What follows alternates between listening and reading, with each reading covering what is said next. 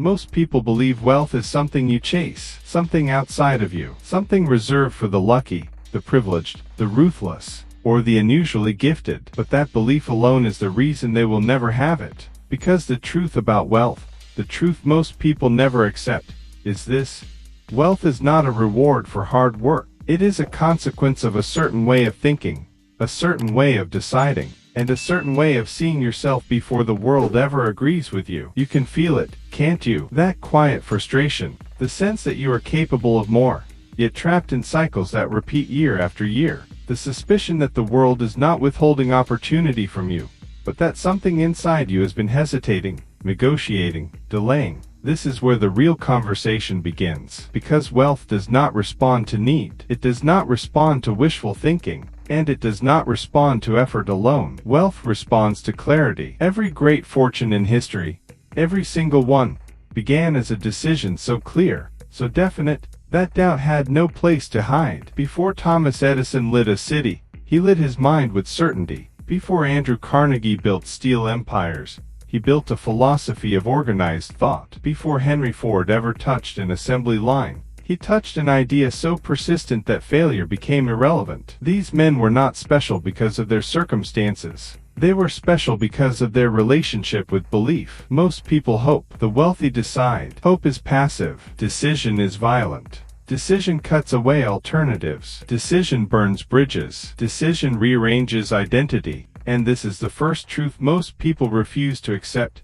You cannot become wealthy while keeping one foot in safety and the other in desire. The mind does not respond to confusion. It responds to command. Right now, millions of people wake up every morning already defeated, not because they lack talent, but because they have never issued a clear order to their own mind. They let society, family, fear, and memory vote on their future. They negotiate with doubt as if doubt deserves a seat at the table. It doesn't. Your mind is either your greatest asset, or your most expensive liability. Napoleon Hill discovered this after interviewing hundreds of the wealthiest minds of his era. Again and again, he found the same invisible pattern.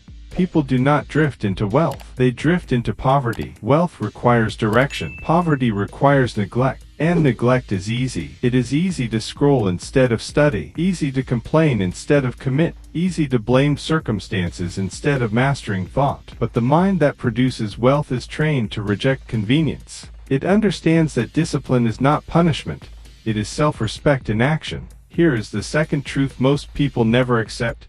Your current results are a perfect reflection of your dominant thoughts. Not your wishes, not your affirmations, your dominant thoughts. The thoughts you return to when no one is watching. The beliefs you defend without realizing it. The identity you protect even when it limits you. If you secretly believe success is for other people, your actions will quietly sabotage you. If you believe money corrupts, you will repel it while pretending to pursue it. If you believe you are late, behind, or broken, your behavior will confirm that story. The mind always seeks consistency, not truth. This is why visualization is not fantasy. It is rehearsal. When Walt Disney imagined worlds that didn't exist, bankers laughed. When Abraham Lincoln imagined unity while the nation was tearing itself apart, critics mocked. But imagination, when fused with faith, becomes a blueprint. And reality, given time, has no choice but to follow repeated mental instruction. This is not mysticism. This is mental law. Your subconscious mind does not argue. It accepts, it builds, it executes. Whatever picture you hold with emotional intensity becomes a command. This is why most people stay exactly where they are. They visualize fear with perfect clarity. They rehearse failure daily. They imagine embarrassment, loss, rejection, and then wonder why opportunity avoids them. Wealth demands a different inner environment. It demands that you see yourself as the kind of person who finishes, the kind of person who decides once, the kind of person who moves before confidence arrives. Confidence is not a prerequisite, it is a byproduct. And this is the third truth most people avoid.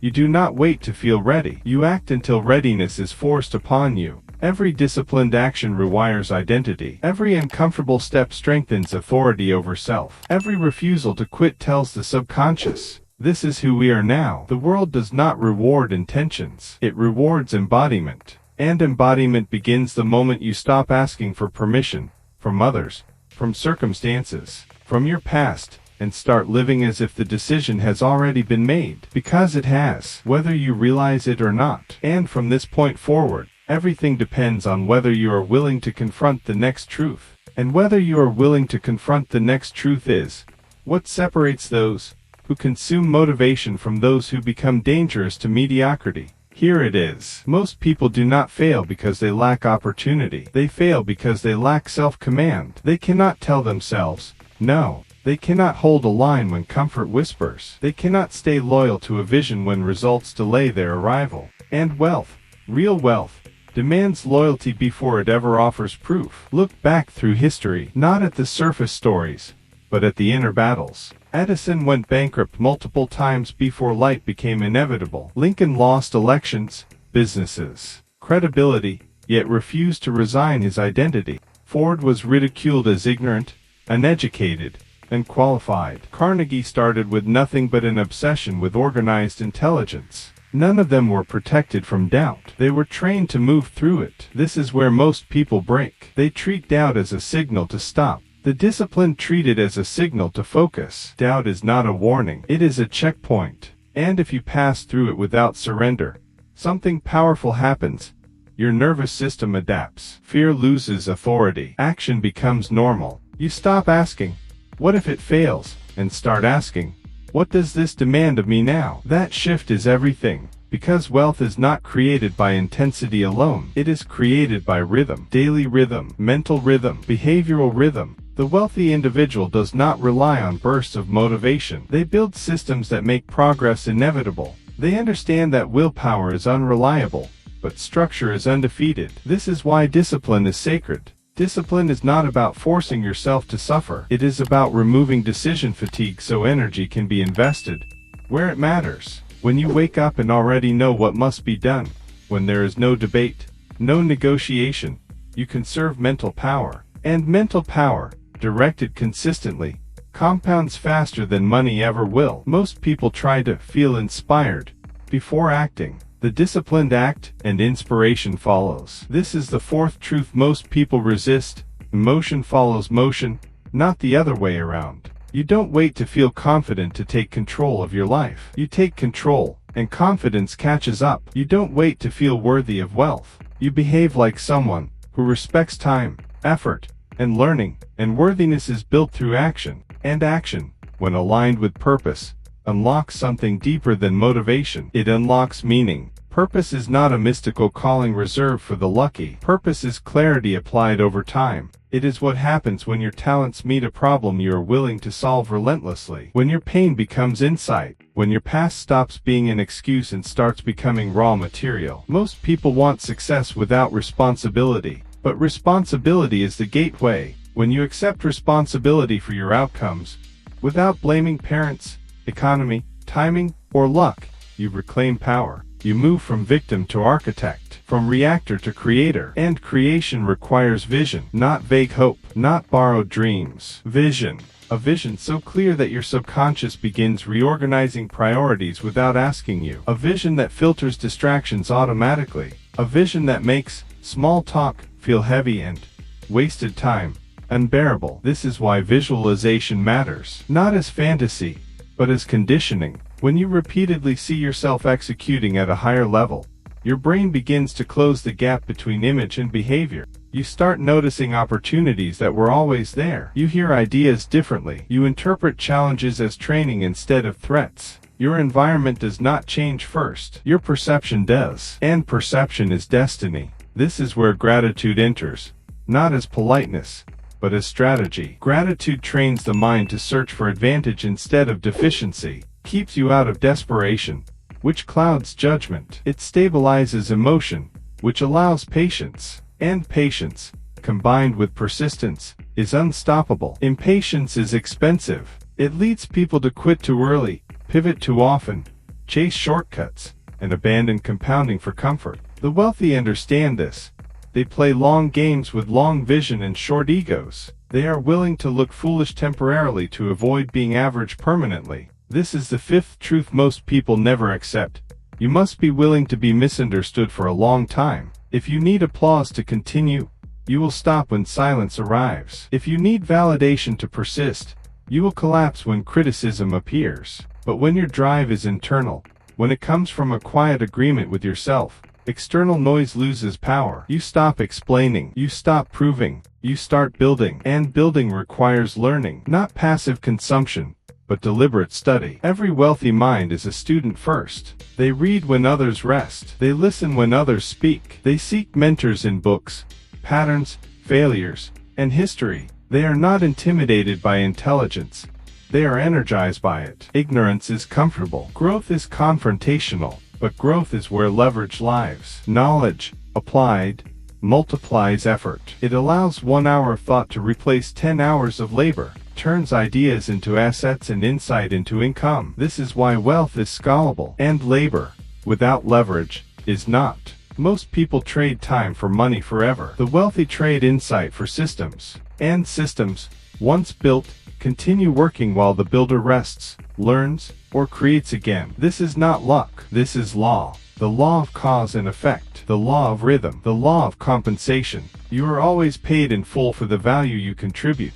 Just not always immediately, and not always in the form you expect. Which brings us to resilience. Because delay is inevitable, there will be moments when effort seems invisible, when results lag behind discipline, when silence replaces feedback, when you wonder if you misjudged your potential. This is where most people quit. Not at the beginning, but right before momentum breaks through. Resilience is not loud. It is quiet loyalty to the process. It is showing up without applause, executing without excitement, continuing without certainty. And those who master this phase separate permanently from the crowd, because eventually, always, the internal structure becomes visible externally. People call it overnight success. But you will know the truth. You will know the nights of doubt you outlasted, the mornings you won before the world woke up, the habits you protected when no one was watching. And when wealth finally arrives, because it will, you will understand the final truth most people never accept.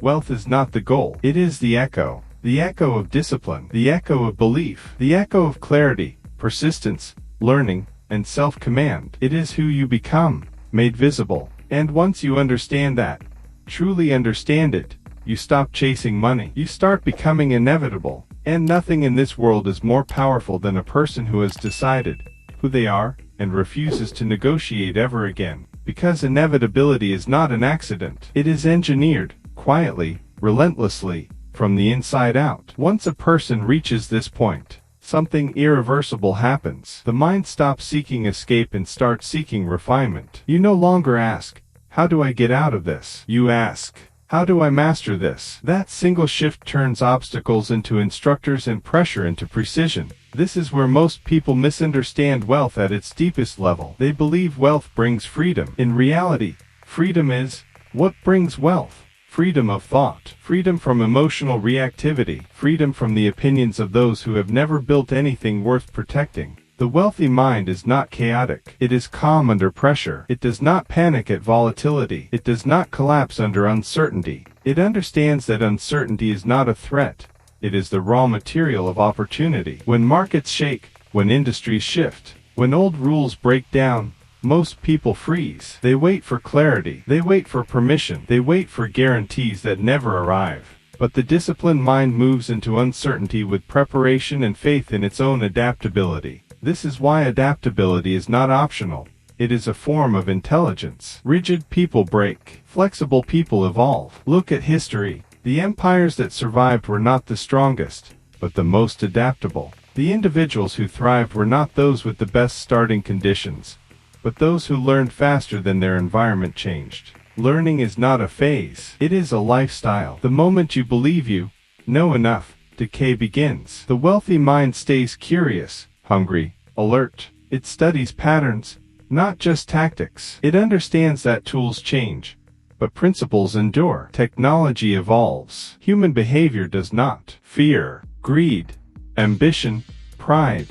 These forces repeat across generations, and those who understand them can position themselves ahead of the curve, not by prediction, but by perception. Perception sharpens when ego quiets. This is another truth people resist. Ego is expensive. It prevents learning. It resists correction. It confuses confidence with certainty. True confidence is silent. It listens. It adjusts. It acts.